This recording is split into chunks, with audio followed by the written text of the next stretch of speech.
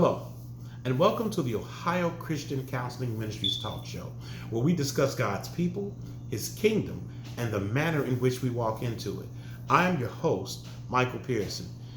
Today, we're going to discuss a very serious topic, something that we have to take time to deal with, to touch on, to make sure that we touch all the bases, because this is a very serious topic. One of the biggest assaults on our mental growth is depression. We are all susceptible to it. No one is exempt. It is something that happens. It is something that we have to learn to manage, something that we have to learn to deal with. But it is something that we can beat, conquer, and overcome. But the only way that happens is by understanding depression for what it is and having some effective tools and strategies to be able to combat depression and how we live and that can instruct us on how to get through it. Now, sometimes we get caught up in cliche definitions of what depression is. A lot of times we think depression is just a feeling, and we think that depression is when we break up with a girlfriend, or we break up with a boyfriend, or when we didn't get the advance on our job, or we didn't get the promotion, or we went to the McDonald's and the ice cream machine wasn't working that day. You know, we've become very cliche in how we define depression and what it is. But today, I want to give you a very clear understanding on depression and what it is, so that you'll know that you know what depression is. Now, let's talk about first what depression is not. Depression is not feeling. It is not emotion. I know that may come as a surprise or a shock to some people, but the things that I mentioned earlier, those are the results of feelings and emotions. Discouraged, disappointment, those are all feelings and emotions. That is not what depression is. I'll tell you exactly what depression is. Depression is ill feelings, adverse feelings, overwhelming feelings of negativity, darkness, and gloom that run for a consistent amount of time and creates a mood, and then that mood in you, in me, exists for a span of 2 weeks or more. That is what is considered being clinically depressed. That is how the DSM-5 describes it. The DSM-5 is the Diagnostics and Statistics Manual, the psychological Bible of the industry. That is how they define depression. So if you have these feelings, these overwhelming, insurmountable feelings of gloom and darkness, and if they run for a consecutive amount of time, and if they create a mood, then that mood is what classifies you for a period of 2 weeks or more, is what classifies you as being clinically depressed. Now, when you are clinically depressed, it will interrupt your social life. And what I mean by it will interrupt your social life is it disrupts your desire, your willingness to do the things that you normally would do. You maybe used to go play basketball on Tuesdays with the fellas, and you're not feeling it anymore. Maybe you used to go to happy hour with the girls, or maybe window shopping with the girls, or trips that you may have had planned, and you just don't feel comfortable enough to do those things. You're just not motivated to do it.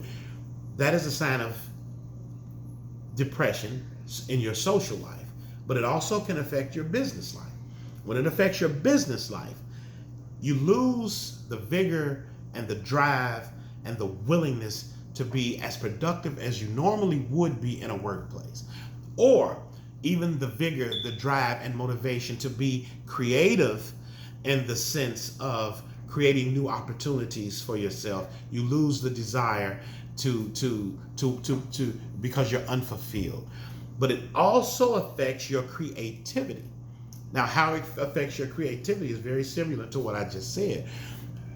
When depression affects your creativity, you're just not interested in the things that would normally invigorate you to move forward in life, to go in new directions, conquer new ventures, climb new mountains, open new avenues for yourself. You lose all interest in all of those things. Now, when these things run on for 2 weeks or more, you are clinically depressed. I want to make sure that you understand that. Now, the question is asked then, well, what causes depression? I just explained that to a degree. It is the overwhelming and being consumed like a tidal wave of emotions, where you become so consumed that the only thing that dominates your mind is what is going on today. There's no thought of the future.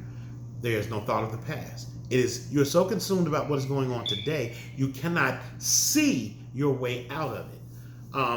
Now, depression, once it is established and it has had the effect in those areas that we just talked about, what happens is it affects us, our person, in 3 different ways. It affects us mentally, spiritually, and physically. Now, mentally, it consumes your mind with troubles. Your mind is consistently being consumed with troubles, darkness.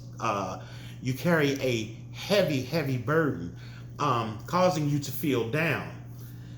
Now, it is also an instability in your ability to even think straight. You can't even focus. You can't think straight in your mind. Now, the way it affects you spiritually is depression disrupts your horizontal relationship. Oftentimes people can be at church, happy at church, have a very happy church life and church family, yet and still they can suffer from depression. There are countless people in church that are there every Sunday because they're in need of some assistance, some jolt to help them for the week through a depression that's been accumulated all week. So spiritually, it will affect your horizontal relationship. It will have you having feelings of disconnect from the promises of God. Because if we fully understand and know the promises of God, the goodness of God, the character of God, then our worries should be minimal. Our worries should not be shaken or moved by circumstances. But we're human. But depression will make you question or forget altogether the promises, or even doubt the promises and the goodness and the character of God and the things that he says about us and his love for us. It silences God's voice. When you're depressed, you do not hear. It is not, the voice is still there, but you do not hear with clarity God's instruction, God's guidance. You do not hear it with clarity because there is so much clanging going on in your head, dealing with the issue that you are carrying, that you do not hear the small, still voice of God. Because here's the biggie. I want to make sure that everybody gets this. Depression will make you trade what God says in exchange for what you feel. That is the single biggest component and disaster to depression. It will make you exchange, not question, exchange what God says in exchange for what you are feeling currently at the moment. So that is something that I think is very, very, very, very key. And we need to be cognizant of that. Now, physically, it causes us to devalue ourselves. When you're depressed, you don't feel good about yourself. You have very, very bad eating habits. We have difficulty managing relationships, whether that's with our spouse or our children or co-workers or our BFF. We have a lot of issues managing that. We also have to deal with fatigue. We become tired, sluggish all the time. Thoughts of death, and this is the biggie. This is where the red lights need to start going off and the alarms need to sound. Thoughts of death or even a suicide attempt.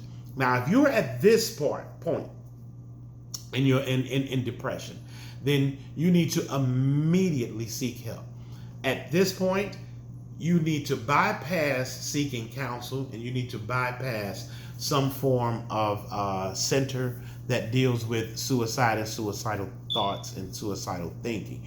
You are what is called red zone. And if you're a red zone, that means you need immediate help. If you're having thoughts of suicide, or if there has been a suicide attempt, then you need immediate help. Now, here's where a little bit of relief, I think, can come in, and this serves you a little bit in combating depression.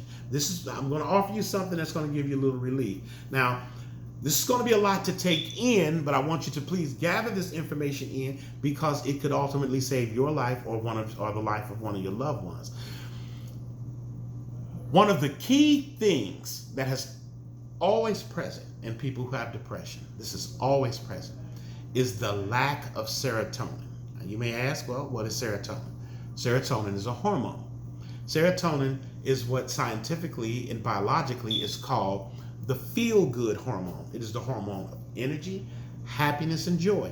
When we are full of serotonin, we are more upbeat, we are more positive, we think better, we are more on our feet, we're more witty.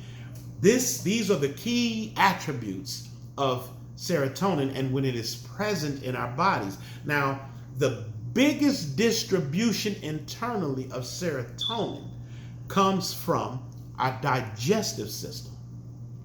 Our digestive system is 90% is responsible for 90% of serotonin production from the digestive tract's extraction of protein, vitamins, and minerals from the digestive tract. So the digestive system is responsible for the production of 90% of serotonin in our body.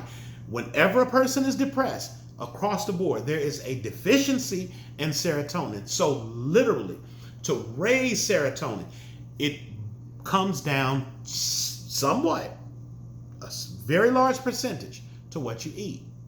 Now, we just talked about under the physical attacks of depression on us physically, what it attacks: bad eating habits. When we're depressed, we do not make the best choices in the foods that we eat. We usually grab what is high in calorie, high in carb, high in sugar, high in fat.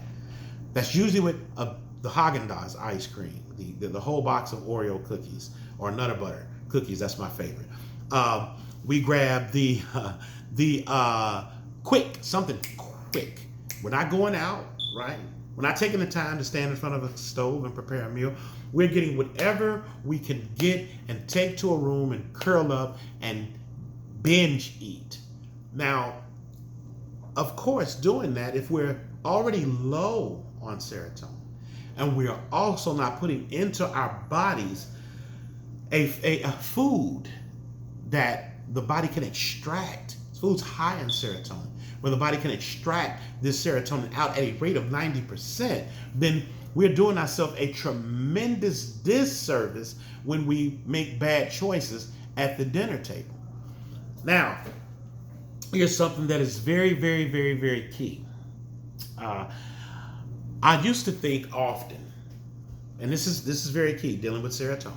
I used to think often, how is it, or why is it, that during the holiday season, a time where it should be the most joyous, why is that the time also where there is the highest rate of suicide? Christmas is one of the most joyous times of the year for me. I would be lying if I said there haven't been some Christmases where I have felt on certain levels depressed about certain things, even from a child, even up to my adult years. So I used to wonder often, in such a joyous time, in such a globally overjoyed and expressive time as Christmas, why is that the highest rate at the time of the year for suicide? I'll tell you exactly why. Seasonal affective disorder. Seasonal affective disorder is a thing. I'll tell you what it is. Seasonal affective disorder happens, or is a condition that comes during the fall season, where there's less sun, and the sun gives us a major portion of serotonin as well as vitamin D. The sun gives us it builds serotonin. In the summer, there's constant sun. We're always outside. We're walking in the park. We're walking the dog. We're enjoying a little bit of some outtime life. But in the fall, there's less time because spring forward, fall back. We lose some time. We lose some daylight time, which means we are exposed to less sunlight. But not only are we exposed to less sunlight, we go outside less. So during the winter months, serotonin levels drop. Now, if you put with that the fact that we have a poor eating habits and a poor diet, then the body is serotonin deficient. It's not going to get what it needs to keep itself operating like a well-oiled machine, if you can understand what I'm saying. So if there's less sun, then there's less serotonin. And if there's less serotonin, then there's a destabilization of mood. Holiday season, whether family doesn't come around or you see other people with their families and you may not have a family yourself, or you see other people in the stores and they balling out, shopping and buying, and Black Friday come and you don't have any money to make any purchases, and you get caught up into this holiday season fiasco, and you're having less sunlight, you're not eating a healthy diet, and then you're exposing yourself mentally to what you lack, then depression becomes a huge thing. It becomes a mega huge thing. So what we can do then in those instances is be deliberate about our lives and be deliberate about how we live. If we are conscious, once we become conscious of a thing, then we are better equipped at dealing with it, knowing when it comes, and preparing ourselves to confront it. Now, here's what we can do. I'll give you some physically. This is some of what we can do. Physically, there are certain foods that you can eat that helps build serotonin, and this is what I mean by being deliberate about your life. Mushrooms, tomatoes, leafy greens, apples, berries, beans, salmon. All of these are foods that are high in serotonin. Now, if your body is extracting 90% out of the digestive tract, it's subtracting 90% to produce the serotonin, then you give your body more serotonin. This will help you because serotonin is the happy hormone, right?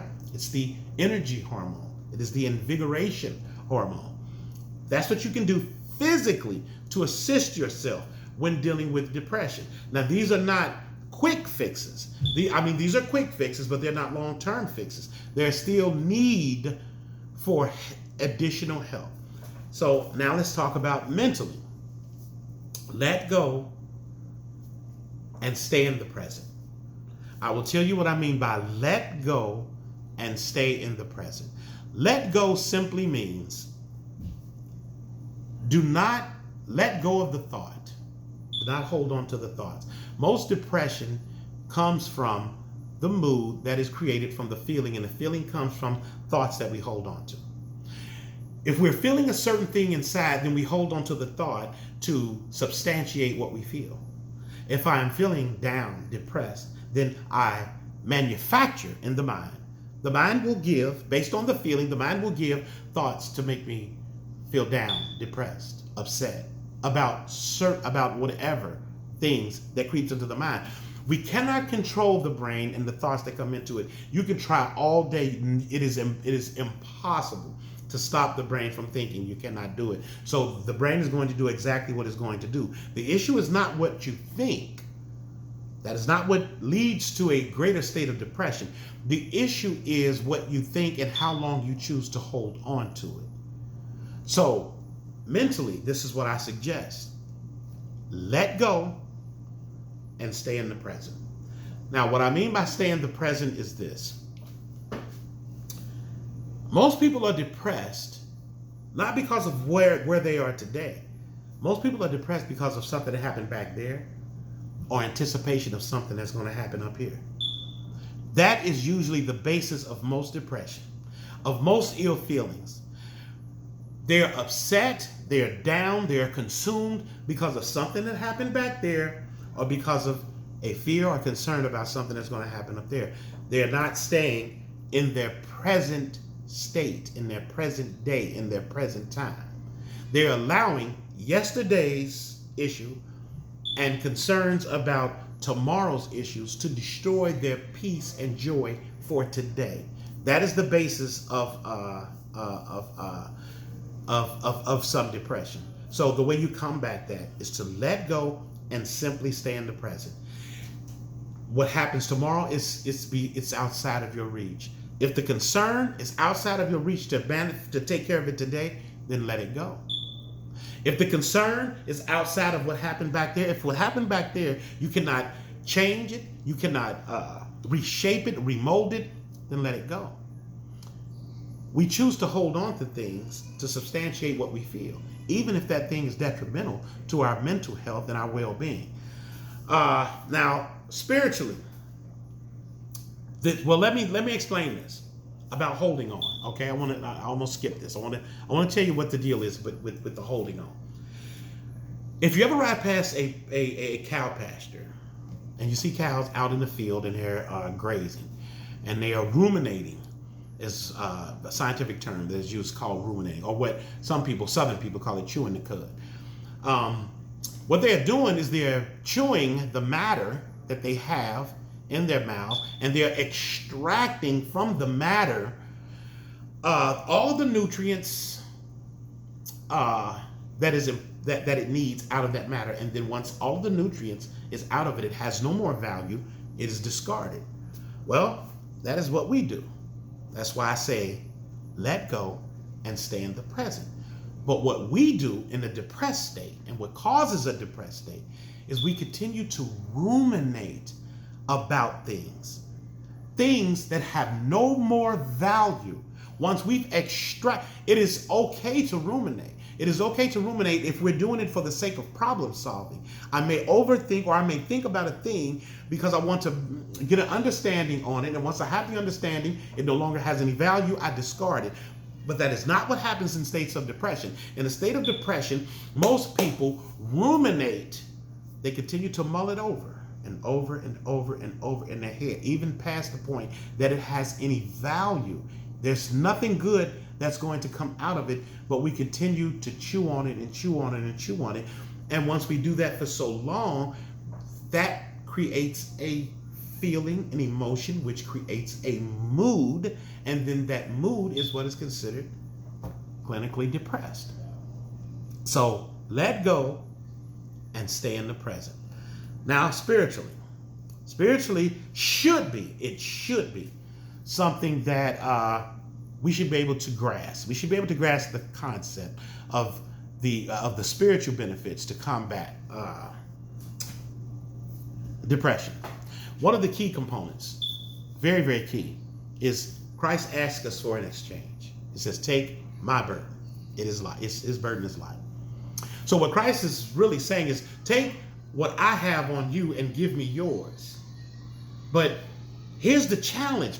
A lot of times we don't want to give away what we have because in and of ourselves, we actually think that if we ruminate on it long enough, we'll be able to handle it, or we'll be able to get rid of it. So in that particular instance, what happens is we become like a God to ourselves because we take out of the hands of Christ the matter, and we choose to deal with the matter ourselves. He asks us to give unto him and take unto us.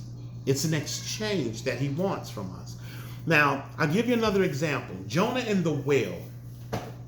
When Jonah was consumed by the whale, it was coming off the results of him being on the ship, a storm coming. So there was just so much stuff coming up. And Jonah said, hey, listen, just throw me overboard. This will all stop. He took some accountability, but he said, just throw me overboard. Now, when he threw him overboard, the enormity of what had happened, he was consumed by it. He was in the belly of the beast.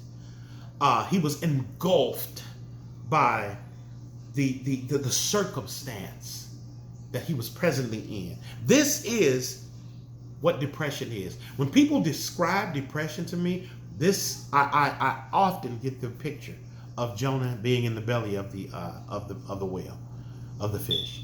That is often the picture that I get when they define it. They are just surrounded by, engulfed in the midst of such a huge and enormous thing, something so big that they're almost stuck in it. But this is what is key. What Jonah did in that state is he cried out. From the belly of the beast, he still cried out. The biggest hindrance to people getting help with depression is they are too cute or too handsome to cry out. They're still too concerned with what people might think or how it's going to look to so-and-so or what are they going to say. So they become too cute to cry out. But when you are in that place and you want deliverance and you want to get out, you have to. It is what is required to call out, because you're in that state because you've forgotten God's promises about your life. Your vertical relationship is damaged. God's calm, still voice is not as clearly heard. So what he needs is for us to cry out to him. And when we cry out to him, that causes him to act. This is very, very key. God was never not in control when Jonah was in the whale of the beast, just like he's never not in control when we're dealing with depression. God is always in control. It was God who caused the fish to spit him out. So God was ultimately in control. He had not left Jonah, but he needed Jonah to cry out. And Jonah cried out from the belly of the fish. He cried out from his distress. The distress comes as an opportunity to cry out to God. So when he cried out, and God, with his governorship over the fish, he spit Jonah out. But when he spit Jonah out, he spit him out. And guess what? The task was still not complete. It still had to be completed. He still had to go to Nineveh, which he was trying to ditch the task that was given to him initially. And that is the same thing with depression. When you come out of depression, whatever issue it was that put you in that depression is 9 times out of 10 still going to be waiting for you when you come out. You still have to go through.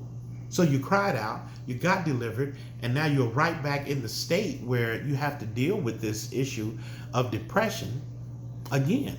But here's something that I want to share, which if I can share this with you. Proverbs 11:14. It says, where there is no guidance, a people fails, but in an abundance of counselors, there is safety. Counseling is your way out. Counseling says you don't have to do this alone. Counseling says take the step on your behalf and on your benefit. Counseling says lock yourself arm in arm with an advocate. Counseling says take the portion of the Holy Spirit that you have and connect with the portion of the Holy Spirit of a counselor and allow them to assist you in going and coming out of that state of depression. Depression is not something that any person needs to tackle alone. You need an advocate. You need a healthy diet. You need a reconnection in your vertical relationship. You need to be able to think straight. You need a healthy cognition. All of these are things that you need. If you think you can beat depression by yourself, you cannot, because depression on a person, if it comes once, you are more susceptible to it coming again and again and again. You think Jonah would have wanted to be swallowed by that whale more than once? No, he accepted the task that he tried to walk away from before, and he went and he accomplished that task. He went to do the thing that was required of him. And a lot of times that's what's required of us. Depression may stand in front of us, and it be a huge mountain to climb. But one thing that I can tell you for sure is that you have to go through it. You have to go through it. You can't fly over it. You can't go under it. You have to go through it. But the beauty in it is you do not have to go through it alone. Counseling offers a safe place for you to have your feelings, for you to work out your feelings, for you to get back your mind, for you to get back your horror, your vertical relationship, for you to find that peace and to hear the voice of God once again as you did once before. So that is the huge benefit of counseling. So if you're dealing with depression, if you're looking for a way out of depression, you can contact Ohio Christian Counseling Ministries at 513-238-2607, and we will assist you in managing that depression and getting you to a healthy place where you are whole, healthy, healed, and thriving. It is what we do. It is what I've done. And with God's help, His grace and His mercy, it is what we can do again. We can do that for you. So reach out to us. If you are dealing with depression, whether it's anxiety, marital issues, reach out to us and we will assist you in getting you back to living a whole, healed, and healthy life. I thank you again for tuning in to this episode of the Ohio Christian Counseling Ministries Talk Show. I look forward to talking with you again sometime real soon. God bless you and good night.